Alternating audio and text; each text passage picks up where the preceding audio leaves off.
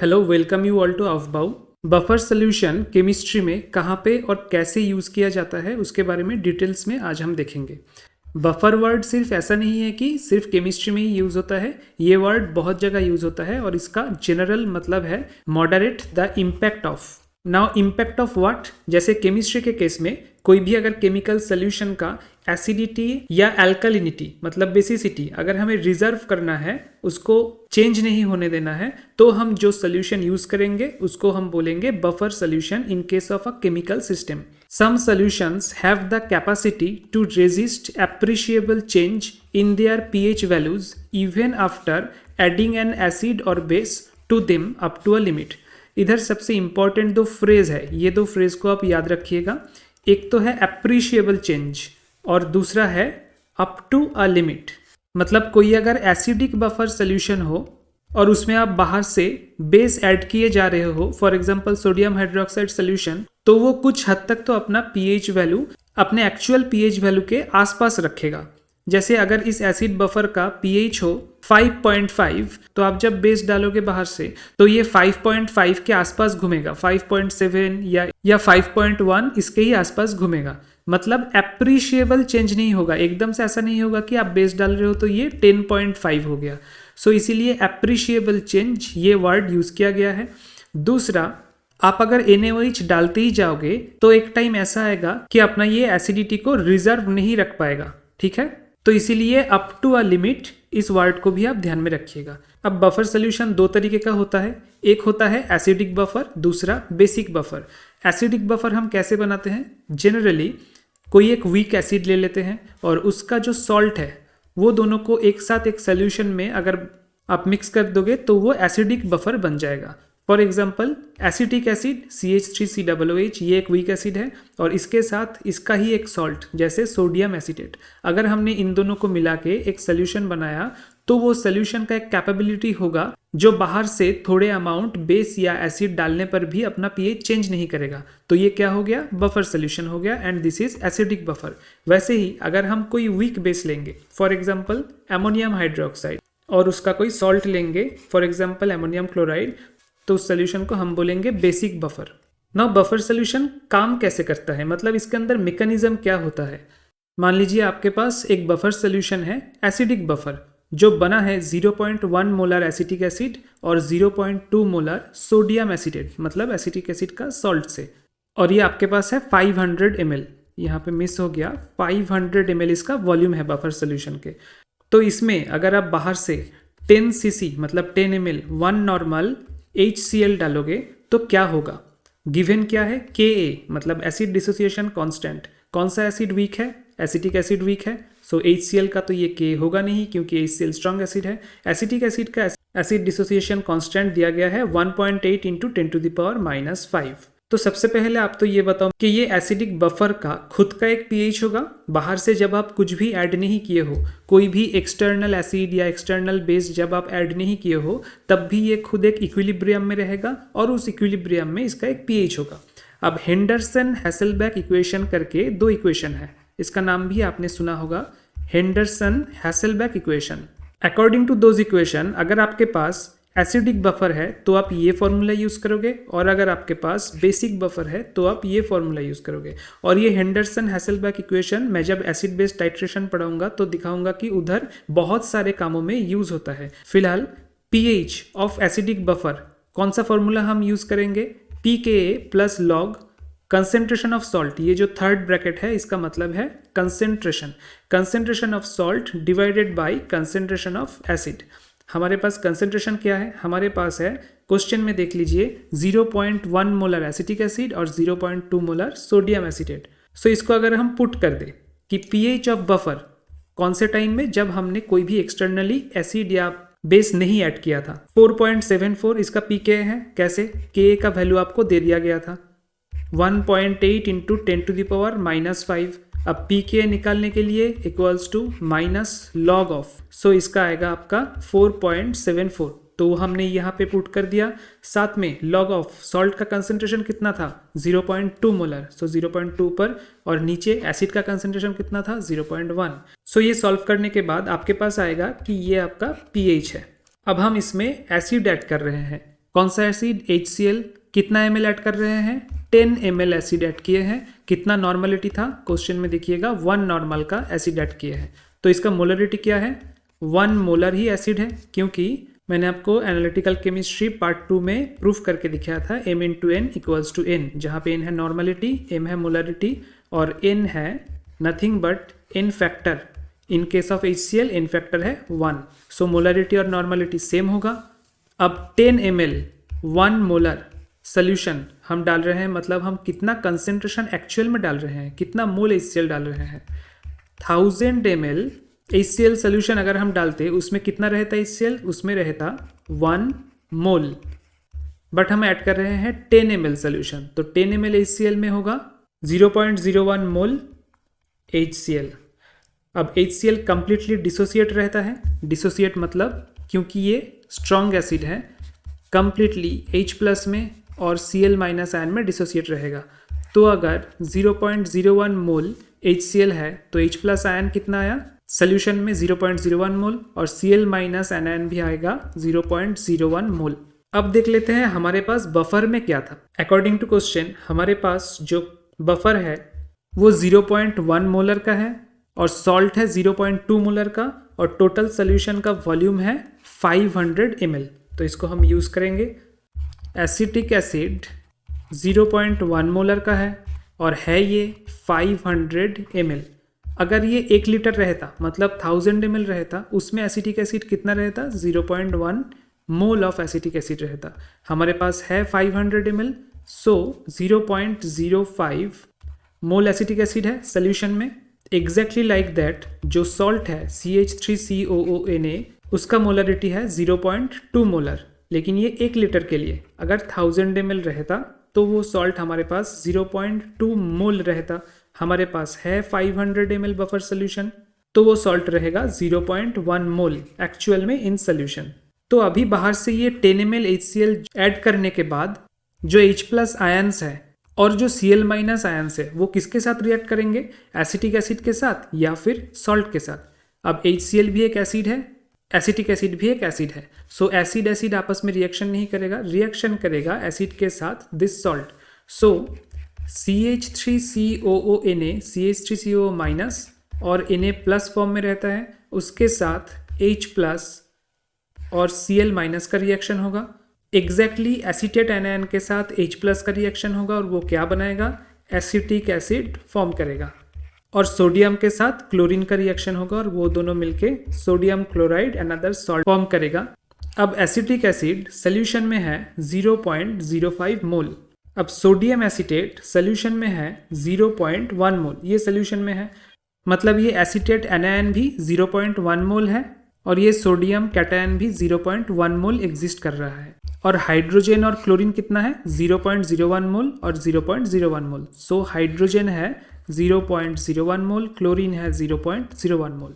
तो acetic acid कितना बनेगा? 0.01 मोल एसिटिक एसिड बनेगा। 0.1 मोल क्यों नहीं बनेगा? क्योंकि ये ज़्यादा है 0.01 मोल से, मतलब जितना H प्लस आयन मिलेगा एसीटेट एनायन को उतना ही एसिटिक एसिड तैयार होगा। सो 0.01 मोल एसिटिक एसिड फॉर्म हुआ।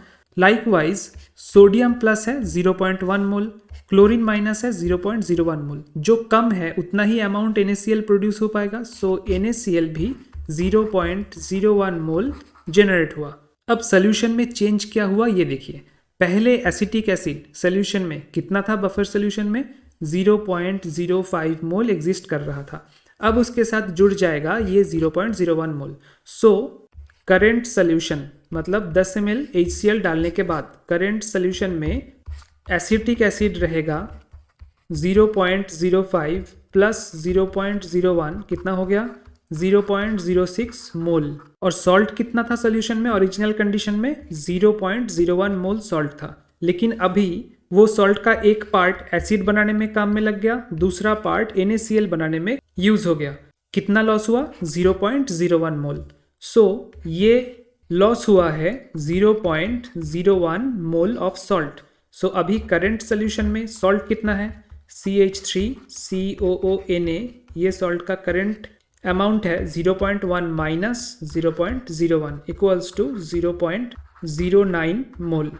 और एक चेंज हुआ है, आप ध्यान में रखिएगा, वॉल्यूम का चेंज हुआ है, ये इग्नोर मत कीजिएगा। पहले वॉल्यूम कितना था, 500 ml बफर का वॉल्यूम था। ऐड हमने कितना किया बाहर से HCl 10 ml, सो अभी टोटल वॉल्यूम हुआ है 510 ml। तो अभी अगर हम इस सिचुएशन में pH जानने का कोशिश करेंगे, हेंडरसन इक्वेशन काम में लगाएंगे, pKa plus log concentration of salt, मतलब current concentration of salt divided by current concentration of acid. अब करंट कंसेंट्रेशन क्या है, एसिड का तो है 0.06 मोल, कितने ml में, 510 ml में अभी एसिड एग्जिस्ट कर रहा है 0.06 मोल। हमें मोल बाय लीटर चाहिए, मोलर सोल्यूशन, सो 1000 ml में कितना होगा, 0.118, ये क्या हो गया, मोल पर लीटर। ये हुआ एसिड का कंसेंट्रेशन। अब सॉल्ट अभी सोल्यूशन में है 0.09 मोल, और वो कितने ml सोल्यूशन में, 510 ml। सो 510 ml में 0.09 मोल सॉल्ट है, सोडियम एसीटेट है। सो 1000 ml में कितना होगा, ये आएगा 0.176 मोल पर लीटर। सो सॉल्ट का कंसेंट्रेशन मिल गया। सो हेंडरसन इक्वेशन के मुताबिक pH will be 4.74 plus log 0.176 by 0.118। Solve करने के बाद आप देखोगे आपका आंसर है 4.91। सो ओरिजिनली pH कितना था, originally pH of the buffer solution जब हमने कुछ नहीं ऐड किया था 5.041, और अभी pH कितना हुआ, अभी है 4.91। डिफरेंस ज़्यादा है, 5.04 minus 4.91, difference is of only 0.13। ये कोई डिफरेंस ही नहीं है, मतलब लगभग pH सेम है, और इस तरीके से बफर सोल्यूशन अपने pH को मेंटेन करता है। ये मैंने दिखाया था केस 1, जब हम एसिटिक बफर में ऐड कर रहे हैं एसिड, एक्सटर्नली हम एसिड ऐड कर रहे हैं, ये था केस 1। अब हम देखेंगे केस 2, जहाँ पे हम बेस ऐड करेंगे, कि एसिड ऐड करने से तो ये अपना pH को मेंटेन कर पाया। अब बेस ऐड करने से क्या होगा, हम ऐड करेंगे 10 ml 1 नॉर्मल NaOH सोल्यूशन। अब NaOH का इन फैक्टर क्या है, इन फैक्टर 1 है, तो इसका मोलरिटी भी होगा 1 मोलर। बाकी सब सेम है, 500 ml सेम बफर में हम ये ऐड कर रहे हैं। तो आप देखिए 1000 ml NaOH सोल्यूशन में NaOH रहता 1 मोल, सो 10 ml में कितना रहेगा, 0.01 मोल। और NaOH क्योंकि एक स्ट्रॉन्ग बेस है, ये कंप्लीटली डिसोसिएट हो जाएगा और Na प्लस और OH माइनस जनरेट करेगा। 0.01 मोल NaOH डिसोसिएट हुआ तो 0.01 मोल Na प्लस आयन हमको मिलेगा, साथ में 0.01 मोल OH माइनस एनायन मिलेगा। और हमारे पास बफर के कंस्टिट्यूएंट एलिमेंट्स कितने कितने मोल थे, ओरिजिनल बफर में एसिटिक एसिड था 0.05 मोल और सॉल्ट था 0.01 मोल। इसको हम लिख लेते हैं। अब ये बाहर से ऐड किया हुआ NaOH किसके साथ रिएक्शन करेगा, ऑब्वियसली एसिड के साथ रिएक्शन करेगा। HCl नहीं रिएक्शन किया था क्योंकि HCl खुद एक एसिड था, HCl सॉल्ट के साथ रिएक्शन किया था। तो इसके कंपोनेंट्स को हम अलग से लिख लेते हैं ताकि NaOH के साथ रिएक्शन के बाद कितने मोल क्या तैयार होगा वो हम डिटरमाइन कर पाए। अब इतने मोल अगर एसिटिक एसिड है तो एसीटेट एनायन रहेगा 0.05 मोल, H प्लस कैटायन भी रहेगा 0.05 मोल, और NaOH अगर 0.01 मोल है तो सोडियम प्लस आयन भी रहेगा 0.01 मोल, और हाइड्रोक्साइड एनायन भी रहेगा 0.01 मोल। अब एसीटेट के साथ सोडियम कैटायन का रिएक्शन होगा और ये तैयार करेगा सोडियम एसीटेट। कितना मोल, कौन सा अमाउंट कम है, 0.01 इज लेसर देन 0.05, सो जो कम है उसी अमाउंट का तैयार होगा सॉल्ट। उसी तरीके से बाकी H plus OH minus just water generate करेगा 0.01 मोल। अब करेंट सोल्यूशन में, जैसे पिछले बार हमने कैलकुलेट किया था, करेंट सोल्यूशन में एसिटिक एसिड अभी कितना है, नॉर्मली था 0.05 मोल, लेकिन उसमें से कुछ एसीटेट एनायन सॉल्ट फॉर्म किया है, कितना मोल, 0.01 मोल। सो लॉस हो गया कितना, 0.05 माइनस 0.01 मोल। सो अभी एसिड है 0.04 मोल इन द सोल्यूशन। सॉल्ट कितना है, ऑलरेडी सॉल्ट था 0.1 मोल, अभी सॉल्ट नए से फॉर्म हुआ 0.01 mole. So total amount will be 0.1 plus 0.01 equals to 0.11 mole. और वॉल्यूम, करंट सोल्यूशन का वॉल्यूम है 510 ml, क्योंकि 500 ml ऑलरेडी बफर का वॉल्यूम था, 10 ml हमने NaOH सोल्यूशन बाहर से ऐड किया हुआ है। सो अभी प्रेजेंट सिचुएशन में pH क्या होगा? By using Henderson equation, pK plus log salt का concentration by acid. Acid 510 ml में है 0.04 मोल। यहाँ से देखिए 0.04 मोल अभी है, तो 1000 ml में कितना होगा? मतलब हम मोलारिटी निकाल रहे हैं 0.078 मोल पर litre.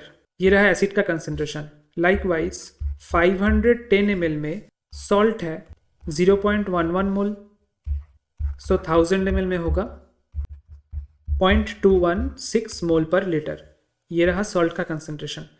So 4.74 plus log 0.216 by 0.078. By solving this you will get 5.18. ये करंट pH। ओरिजिनल बफर का pH कितना था? 5.041। ये था ओरिजिनल बफर का pH, और अभी आया इतना pH। सो डिफरेंस कितना है? 0.14 का डिफरेंस है। अगर आपको याद है कि एसिड ऐड करने के बाद डिफरेंस कितना आया था, वो था 0.13। मतलब सेम स्ट्रेंथ का एसिड या बेस अगर आप ऐड करोगे सेम वॉल्यूम में, तो बफर का चेंज भी सेम होगा। बस नोटिस करने वाली बात क्या है कि जो ओरिजिनल बफर का pH है, एसिड ऐड करने से वो नीचे की तरफ आ जाएगा pH वैल्यू, और बेस ऐड करने से pH बढ़ जाएगा। लेकिन जो चेंज ऑफ pH है वो लगभग मैग्नीट्यूड वाइज सेम रहेगा। सो ये था आपके लिए बफर मैकेनिज्म, कैसे बफर अनचेंज रखता है कोई भी सोल्यूशन के pH को। अब बफर कैपेसिटी बहुत इंपॉर्टेंट है। बफर कैपेसिटी को हम पाई से डिनोट करते हैं। Buffer capacity tells how much acid और base you can add to a buffer before the pH changes considerably.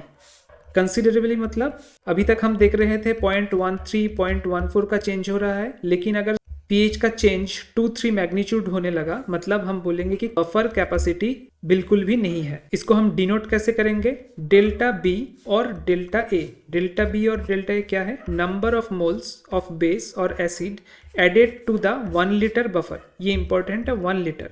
1 litre buffer में आप कितने मोल बेस या कितने मोल एसिड को ऐड किए हो, और उसके वजह से नीचे डिनोमिनेटर में क्या है? डेल्टा pH, और उसके वजह से चेंज ऑफ pH कितना हुआ। मैंने ये मॉड लगा दिया दोनों तरफ। मॉड मतलब ओनली आपको मैग्नीट्यूड चाहिए कि pH कितना चेंज हुआ। पॉजिटिव में चेंज हुआ, नेगेटिव में ज़रूरत नहीं। फॉर एग्जाम्पल एसिड डालने से pH 0.13 कम हो गया था, और बेस डालने से pH 0.14 बढ़ गया था, तो हम इसका मॉड वैल्यू लेंगे। बफर कैपेसिटी को हम बफर इंडेक्स के नाम से भी जानते हैं, और बफर इंडेक्स में इसका पूरा जो न्यूमेरिकल फॉर्मूला है वो यहाँ पे दिखाया गया है कि एडिशन ऑफ एसिड और बेस न्यूमरेटर में रखोगे, और नीचे change in pH value into volume of buffer in litre, ये डिनोमिनेटर में आप रखोगे। और इस इक्वेशन को यूज करके आप बफर कैपेसिटी रिलेटेड कोई भी न्यूमेरिकल सॉल्व कर सकते हैं। For example buffer index for case 1 क्या होगा? केस 1 क्या था कि हम 10 ml 1 नॉर्मल HCl ऐड किए थे 500 ml बफर में। सबसे पहले ऊपर हम कितने मोल एसिड या बेस ऐड किए थे? 10 ml 1 नॉर्मल HCl मतलब 10 ml 1 मोलर HCl, और 1000 ml में अगर 1 मोल HCl है तो 10 ml में कितना मोल HCl होगा? 0.01 मोल HCl। सो ऊपर रहेगा 0.01 और नीचे change in pH।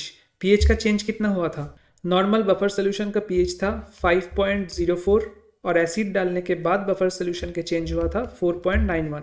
So magnitude of change था 0.13। सो नीचे आएगा 0.13 into volume of buffer in litre. Buffer हमारे पास था 500 ml, तो लीटर मतलब 0.5 लीटर हो गया। सो ये इक्वेशन को अगर हम सॉल्व करें देन वी विल गेट 0.15। अब एक न्यूमेरिकल देख लेते हैं। Buffer capacity of A buffer solution is x।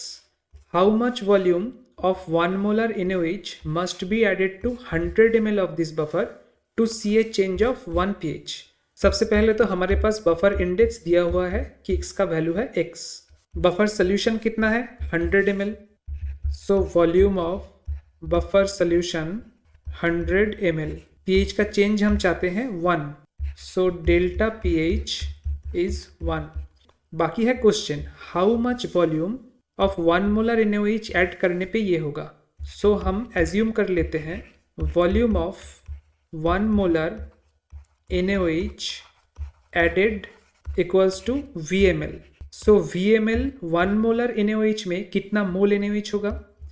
1 molar NaOH मतलब 1000 ml सोल्यूशन कंटेन करता है 1 mole NaOH। So VML of this solution will contain V by 1000 mole NaOH। According to formula हम क्या जानते हैं, buffer index equals to numerator में हमारा रहता है कितना मोल NaOH या एसिड हमने डाला, हमने ऐड किया है V by 1000, सो ऊपर जाएगा V by 1000। नीचे चेंज इन pH है 1 और साथ में कितना लीटर बफर सोल्यूशन है, हमारे पास 100 ml है तो इसको 1000 से डिवाइड करेंगे तो 0.1 लीटर बफर सोल्यूशन है। और बफर इंडेक्स के जगह हम x सब्स्टिट्यूट कर सकते हैं क्योंकि बफर इंडेक्स x हमको गिवन है। सो इस इक्वेशन से आपको आंसर आएगा V equals to 100x ml, मतलब 100x ml 1 मोलर NaOH आपको ऐड करना होगा उस बफर सोल्यूशन में to have a change of pH 1। अब हेंडरसन इक्वेशन का कुछ स्पेशल केसेस, जैसे अगर एसिड हाफ डिसोसिएटेड है, ये कौन से एसिड के बारे में हम बात कर रहे हैं, जो कि बफर सोल्यूशन का कंपोनेंट एसिड है, मतलब वीक एसिड। अब वीक एसिड फुल्ली डिसोसिएटेड कभी नहीं होता, alpha which is degree of dissociation. So alpha अगर 0.5 है मतलब जो वीक एसिड है वो बस 50% ही डिसोसिएट हुआ है। सो HA डिसोसिएटेड स्टेट में रहेगा H प्लस A-, लेकिन ये अगर 0.1 मोलर है तो सोल्यूशन में H+ और A- बस 0.05 मोलर और 0.05 मोलर रहेगा, क्योंकि ये 50% डिसोसिएटेड है, हाफ डिसोसिएटेड। सो ये जो सोल्यूशन में एनायनिक पार्ट है ऑफ दिस वीक एसिड वो सोडियम के साथ या फिर कोई भी और सॉल्ट बनाने लायक कंपोनेंट के साथ जो सॉल्ट जनरेट करेगा उसका भी कंसंट्रेशन होगा 0.05 मोलर। सो सॉल्ट कंसंट्रेशन और एसिड कंसंट्रेशन क्या हुआ, इक्वल हो गया हाफ डिसोसिएशन के वजह से। तो अब अगर pH according to Henderson equation हम अप्लाई करें तो हमें क्या मिलेगा, लॉग कंसंट्रेशन ऑफ सॉल्ट के जगह जो वैल्यू हम पुट करेंगे कंसंट्रेशन ऑफ एसिड के जगह भी हम वही वैल्यू पुट करेंगे, तो ये कैंसिल होके 1 हो जाएगा और हमको पता है लॉग ऑफ 1 ये वैल्यू होता है 0। So finally pH equals to pKa, ये एक स्पेशल केस हमारे पास आ जाएगा। ये बहुत जगह MCQ में अप्लाई होता है।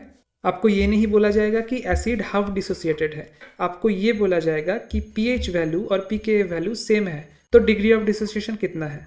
तो ये देख के ही आपको आंसर में ये टिक कर देना चाहिए कि डिग्री ऑफ डिसोसिएशन 0.5 है। अब second case, pH is increased और decreased by 1 unit with respect to pKa, मतलब इंक्रीजिंग के केस में pH equals to pKa plus 1, decrease के केस में pH equals to pKa minus 1। So for this case जब pH is pKa plus 1 तो Henderson equation क्या होगा, pKa plus 1 equals to pKa plus log concentration of salt by concentration of acid। So 1 equals to log concentration of salt by concentration of acid। और जैसे कि हमको पता है log मतलब log to the base 10। log और ln इन दोनों के बीच में डिफरेंस क्या है कि log में बेस है 10, हम log to the base 10 बोलते हैं एक्चुअली, और जो ln है वो भी log वैल्यू ही है लेकिन log to the base e है, whose value lies between 2 and 3। और इन दोनों वैल्यूज को आप आपस में कैसे इंटरकनेक्ट करोगे। फॉर एग्जांपल अगर आपके पास ln x दिया हुआ है तो इसको हम ऐसे लिख सकते हैं log to the base e x, और इसको आप रिप्रेजेंट कर सकते हैं as log of x to the base 10 into log of, इस बार हम बेस चेंज कर देंगे e और to the power 10 equals to log x to the base 10 into, ये एक्चुअली क्या है ln 10, और ln 10 का वैल्यू है 2.3, सो ये आ गया आपका कन्वर्शन फैक्टर। सो फाइनली इस इक्वेशन में क्या हुआ, log टू द बेस 10 मतलब 10 टू द पावर 1 हो जाएगा इक्वल्स टू सॉल्ट का concentration divided by acid concentration. So salt concentration will be 10 times of acid concentration. कब, जब pH will be pK plus 1 और pH इक्वल्स टू अगर pK minus 1 हुआ तब आप देखोगे कि acid concentration will be 10 times of salt concentration. These are two cases. Now next point is, how can we say that any buffer solution shows maximum capacity? कोई भी buffer solution maximum capacity तभी show करेगा जब acid और उसके जो corresponding salt है, weak acid और उसके करेस्पॉन्डिंग सॉल्ट सेम अमाउंट में सेम कंसेंट्रेशन में हम लेंगे, या तो फिर अगर वो बेसिक बफर है तो जो वीक बेस और उसका करेस्पॉन्डिंग सॉल्ट है उसको भी हम सेम अमाउंट और सेम कंसेंट्रेशन में लेंगे। अगर आपको याद है हमने कुछ देर पहले ही किया था, सॉल्ट कंसेंट्रेशन और एसिड कंसेंट्रेशन एक दूसरे से इक्वल कब होगा, जब हाफ डिसोसिएटेड होगा एसिड, और in that case pH value will be equals two of pKa value.